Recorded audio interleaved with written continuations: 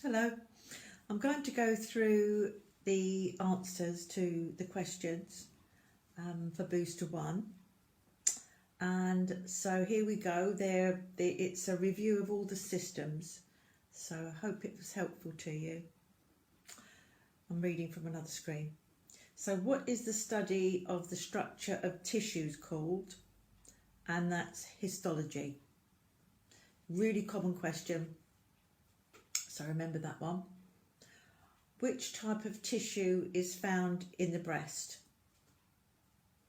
And that would be areolar and adipose. Areolar tissue, I think of like Aero, the chocolate with all little bubbles in it. It's like bubble wrap, and it's around your different organs to keep them packed, because you look in a A&P book and everything's nicely put in there for you so that you can see everything, but actually in reality it's really messy in there. But around each organ is this areolar tissue, and the adipose is for warmth and protection and padding. So some of us have got more adipose than others. So that is a really common question about areolar and adipose tissue. So one on skin and how many layers in the epidermis. And I think you know by now there's 5. I learnt mine by saying, come, let's go see Grandad, from the top. Come, let's go see Grandad. That's corneum, lucidium, granulosum, spinosum, and Grandad germinativum, or the basal layer. So there's those 5 layers, and it's from the basal layer or the germinativum layer that the mitosis takes place, and it travels up through the 5 layers, and by the time it gets to here, it starts, the keratinization process takes place, because by the time it gets here there's no cells in it, and it's dead. Otherwise you'd be really hurting when you touched your nail, and that takes a month, doesn't it, to travel up. Okay, so the next question is, how would you recognise Leuconychia? Now that is a question that the sports students won't get because it's about nails, but this is a good tip, is that like leukemia is to do with your white blood cells. Anything with LEU means white, and one of the answers on here is white spots on the nail, so you know it's that one. That's an easy one to remember. Another one that could come up is the air spaces between the cells of the medulla help give the hair and its sheen. So remember that one. It's a nice popular one that they choose. Again, the sports students won't get it, so you haven't got to worry about that. But any of you could get this. What is osteoporosis? And osteoporosis, you think of it as an old person's disorder or disease, and it's when the bones get very brittle and they break easily. People can get it at various ages though. Some poor people get it when they're quite young, but it's usually thought of as an older person's disorder.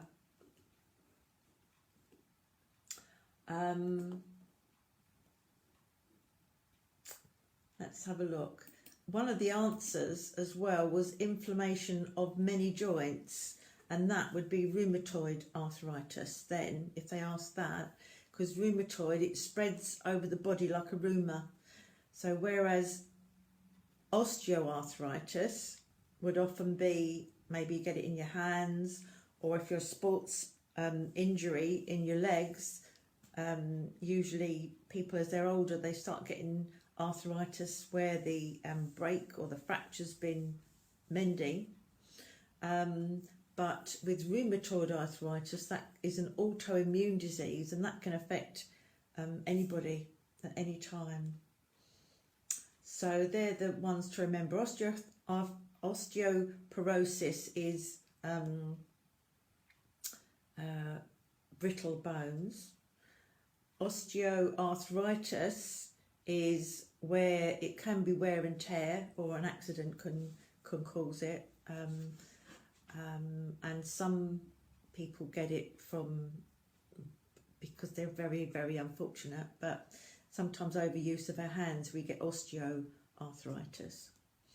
And then rheumatoid arthritis is the one that spreads like a rumour, and it can affect all your joints, and you see people with really bad crippled joints and poor loves. That's quite horrible. The next question, function of the skeletal system, and you've got various questions here to send and receive messages. Well, we know that, isn't it? And the other one is to store calcium and form red blood cells. So your bones, one of its jobs, it's got a few jobs, but one of it is to store calcium and form red blood cells. And the red blood cells can come from any of the long bones.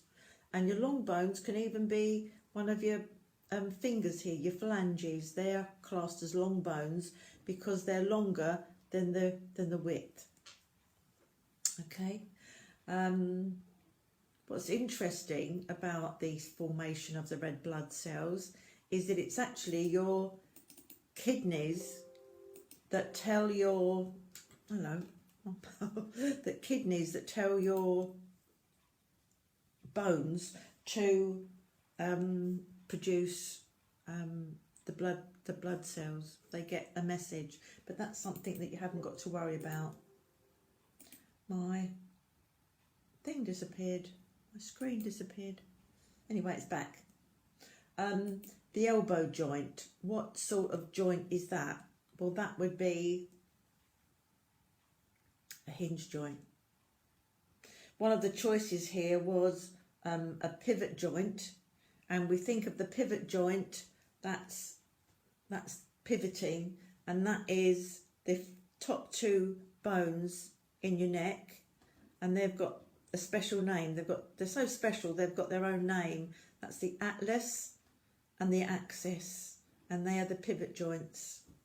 But the one for your elbow or your knee is just like a door. It's a hinge. And then the next question is, which of the following muscles flexes the elbow? And you've got a choice here of brachioradialis, flexor carpi, ulnaris and radialis, and your triceps. So which one flexes your elbow? Well, it must be a brachial. It's this muscle here. Under here you've got your tricep, and when that contracts, that lengthens this one, and this contracts to make your arm, so that your arm can go out. And then this one is flexing. So you've got your biceps, and this is the brachioradialis. The other choices were all on your lower arm. The carpi muscles are here. So flexor carpi muscles are at the bottom here. Triceps is obviously under here, but think of flexing like Popeye. If you said flex your muscles, you do this. So this is flexing, and that's extension. Circulatory. In which vessel does deoxygenated blood travel from the heart to the lungs? Well, blood goes away from the heart by an artery. It's always going away from the heart, A for artery. So it's going to have to be the pulmonary artery, because that's the one that's the deoxygenated blood has come in, and it's got to go up to the lungs to catch the oxygen and then go back into the heart to be pumped round. What is the function of an erythrocyte? So the erythrocyte is to transport oxygen as hemoglobin. So that's the red blood cells, which have got these little cone shapes in the middle, like donuts. To clot blood, if they ask the question which clotted blood, you'd think of thrombocytes. And that's another popular one. The lymphatic system which of the following hinders the flow of lymph? And that is infection.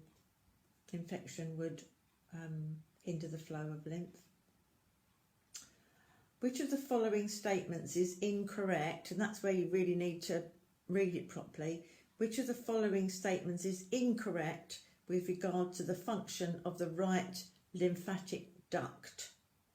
So it's got drain from the right arm, well it does. Drain from the right side of the chest, and it does. Drain lymph from the right side of your head, and it does. But then it says drain lymph from the right leg. Well, it doesn't. The right lymphatic duct just does this bit here, your head, down here, and your arm. So it's drain lymph from the right leg is the answer, because they asked what is the one that's incorrect. So watch that. Nerves. Which part of the brain is responsible of subconsciously controlling posture? Well, there's your cerebrum, the cerebellum, the pons varioli, and the medulla oblongata, and the answer is the cerebellum, because you think of the bell. I've done this before, but the bell is for balance and posture. So cerebellum, it's a nice easy way to remember that. How does the sympathetic nervous system affect the heart? Well, if you remember, the parasympathetic is like the slow parachute coming down. That's the parasympathetic. Therefore, the sympathetic is the one that G's you up. And so the answer could only be, from the choices here, accelerating the action of the heart.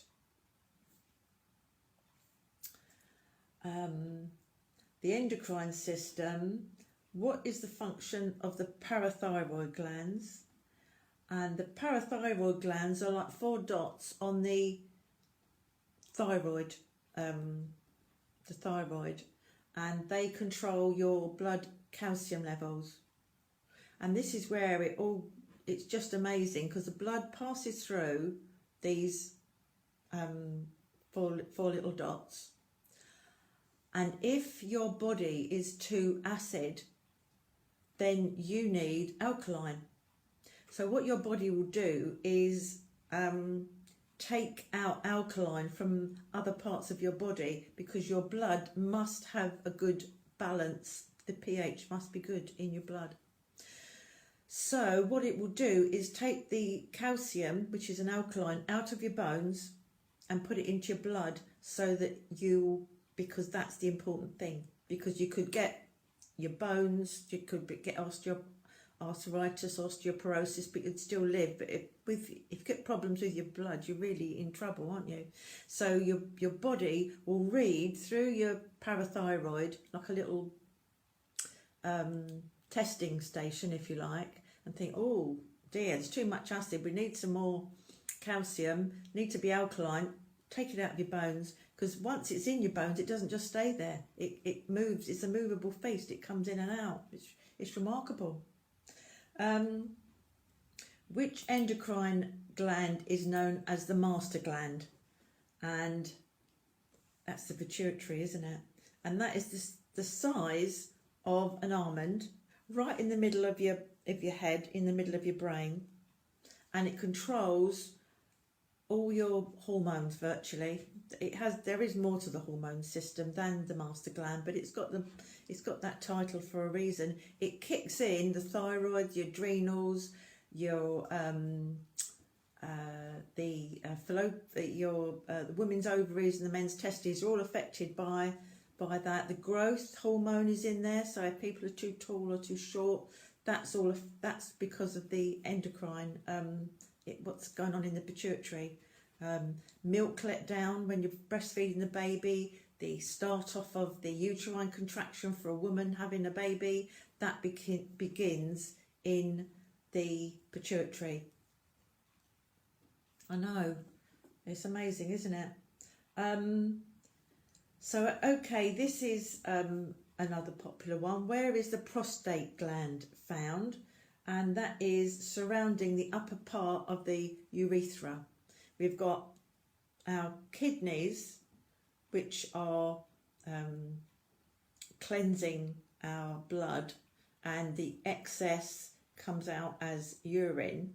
And so from the two kidneys, we've got two ureters that go to the bladder, and then there's one urethra, like there's one urethra Franklin, and that goes to the outside world. And if a man has his prostate is around it anyway, that's where it belongs, say that was the urethra, but if it becomes enlarged, it presses onto it. So you could imagine you'd want to keep going to the loo because it's pressing on the urethra. And it's short, the urethra's short in women, which is why women are more prone to cystitis and getting bacterial infection going up into the bladder. So what is mastitis?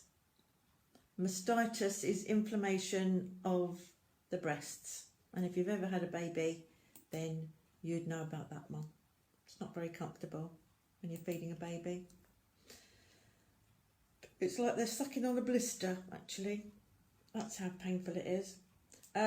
Where does the majority of food absorption take place?